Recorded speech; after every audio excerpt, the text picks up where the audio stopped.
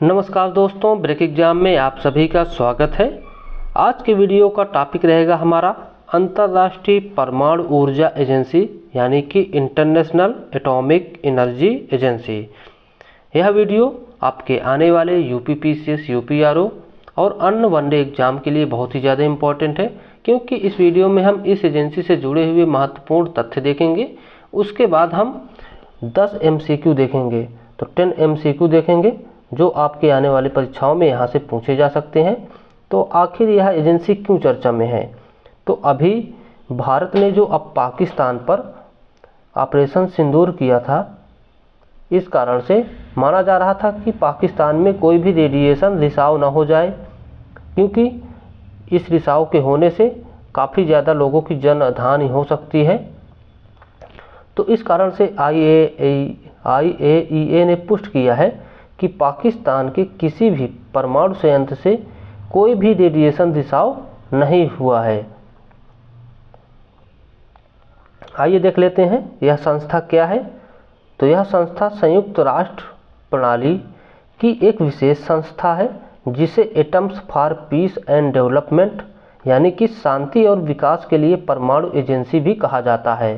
देख सकते हैं, इसका लोगो देख सकते हैं, ये है इसका लोगो है। और इंटरनेशनल एटॉमिक एनर्जी एजेंसी इसका पूरा नाम है। आइए इसके बारे में और हम मुख्य देख लेते हैं, मुख्य तथ्य। तो इसका मुख्यालय कहाँ है? तो इसका वियना और ऑस्ट्रिया की राजधानी वियना में है। याद रखिएगा, वियना ऑस्ट्रिया में है, तो इसका मुख्यालय वियना में। उसके बाद इसकी स्थापना की पृष्ठभूमि देख लेते हैं। तो कब यह संविधि स्वीकृत हुई? तो 23 अक्टूबर 1956 को इसको स्वीकृति प्रदान की गई। और कब यह लागू हुई? तो यह 29 जुलाई 1957 को इसको लागू किया गया। उसके बाद सदस्य देश इसमें कितने हैं? तो वर्तमान में 178 देश हैं, जो कि 2025 तक के आंकड़ों के अनुसार हम इसको बता रहे हैं। तो 178 देश इसमें समझौता कर चुके हैं, यानी कि इसके सदस्य बन चुके हैं। उद्देश्य और कार्य देख लेते हैं। तो परमाणु नियंत्रण, यह सुनिश्चित करता है कि परमाणु सामग्री हथियार निर्माण में ना प्रयोग हो। दूसरा इम्पोर्टेंट इसका कार्य, आपातकालीन प्रतिक्रिया, परमाणु या विकिरण आपदाओं से निपटने हेतु इंसिडेंट और इमरजेंसी सेंटर के माध्यम से वैश्विक प्रतिक्रिया। उसके बाद तकनीकी सहायता एवं प्रशिक्षण, यह भी इसका कार्य और उद्देश्य है। तो शांतिपूर्ण उपयोग के लिए देशों को परमाणु प्रौद्योगिकी संबंधी सहयोग और प्रशिक्षण प्रदान करना इसका मुख्य कार्य और उद्देश्य है। उसके बाद है अगला है सुरक्षा मानक निर्धारण, सेफ्टी एंड सिक्योरिटी। तो परमाणु संयंत्रों की वैश्विक सुरक्षा के लिए मानक बनाना, अनुसंधान और विकास पर भी यह काम करता है। तो सदस्य देशों के बीच R&D यानी कि अनुसंधान, रिसर्च एंड डेवलपमेंट में सहयोग को प्रोत्साहित करना। उसके बाद निगरानी और रिपोर्टिंग, तो परमाणु गतिविधियों पर नियमित मूल्यांकन और अंतर्राष्ट्रीय समुदाय को रिपोर्टिंग करना। उसके बाद आइए हम देख लेते हैं ऐतिहासिक परिप्रेक्ष्य इसका क्या रहा है। तो IAEA की स्थापना द्वितीय विश्व युद्ध के बाद हुई थी, जिससे परमाणु हथियारों के प्रसार को रोका जा सके और परमाणु ऊर्जा का शांतिपूर्ण उपयोग बढ़ाया जा सके। यह स्वतंत्र रूप से कार्य करती है, लेकिन संयुक्त राष्ट्र महासभा और सुरक्षा परिषद को रिपोर्ट करती है। तो इसका मुख्य कार्य देख लिया आपने, क्योंकि इसका जो स्थापना की गई थी वह द्वितीय विश्व युद्ध के बाद की गई थी। और इसका मुख्य उद्देश्य है परमाणु हथियारों के प्रसार को रोका जा सके और उनके स्वतंत्र रूप से कार्य करने वाली संस्थाओं के रूप में यह कार्य भी करती है। तो चलिए आइए इससे जुड़े हुए MCQ क्वेश्चन देख लेते हैं, जो आपके पेपर में पूछे जा सकते हैं। तो पहला प्रश्न है, IAEA का मुख्यालय कहाँ पर स्थित है? तो इसका मुख्यालय स्थित है वियना में। ऑप्शन डी इसका बिल्कुल सही जवाब है। अगला प्रश्न है, IAEA की स्थापना कब प्रभाव में आई? तो ये कब प्रभाव में आई? तो 1957 में। ऑप्शन सी बिल्कुल इसका सही जवाब है, 1957 में। आइए बढ़ते हैं अगले प्रश्न की ओर।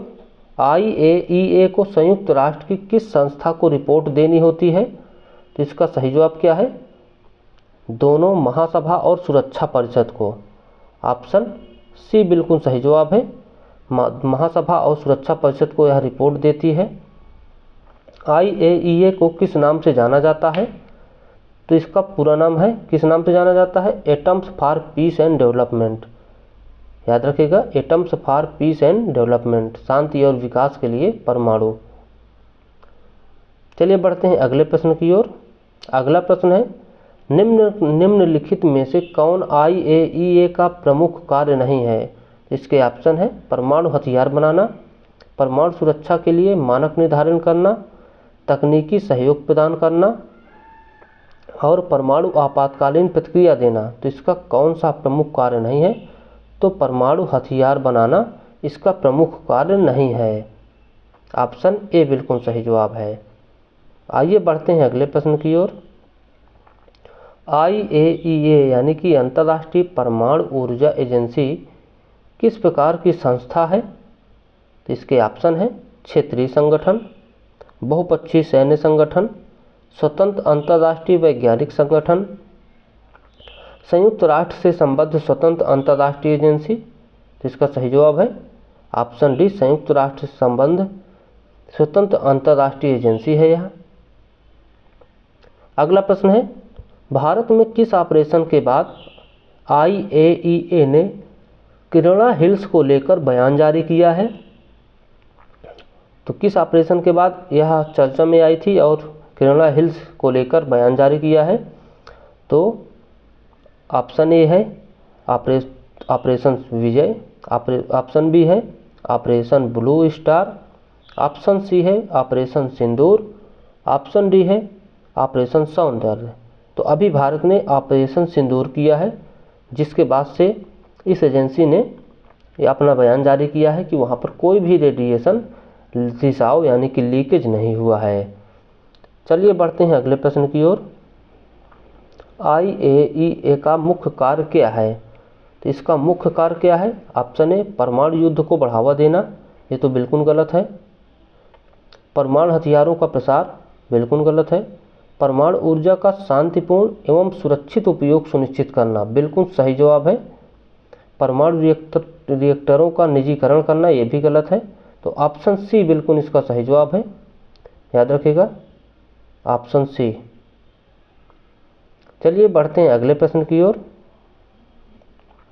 IAEA द्वारा परमाणु आपात स्थितियों को कौन संभालता है? तो इसके पहला ऑप्शन है global alert force, option B है न्यूक्लियर टास्क कमिटी, उसके बाद ऑप्शन सी है incident and emergency centre, option D है UN न्यूक्लियर गार्ड।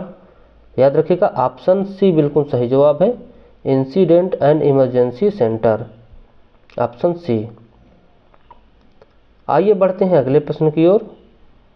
अगला प्रश्न है, वर्तमान में यानी कि 2025 में अंतर्राष्ट्रीय ऊर्जा एजेंसी के सदस्य देशों की संख्या कितनी है?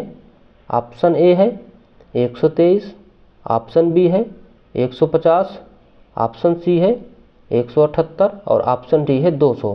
तो इसका सही जवाब क्या है? Option C. याद रखिएगा 178 सदस्य देश हैं अंतर्राष्ट्रीय परमाणु ऊर्जा एजेंसी में, जो अभी तक के आंकड़ों के अनुसार हैं। आगे इसमें अन्य सदस्य भी जुड़ सकते हैं, यानी कि इसकी जो शर्तें हैं उनको जो भी देश मान लेता है वह इसका सदस्य अपने आप बन जाता है। तो इसमें अभी तक 178 देश हैं, आगे इसके बढ़ने की संभावना भी हो सकती है। तो चलिए दोस्तों, आज के वीडियो में बस इतना ही। मिलते हैं आपसे फिर से नए वीडियो में, तब तक के लिए थैंक यू, बाय।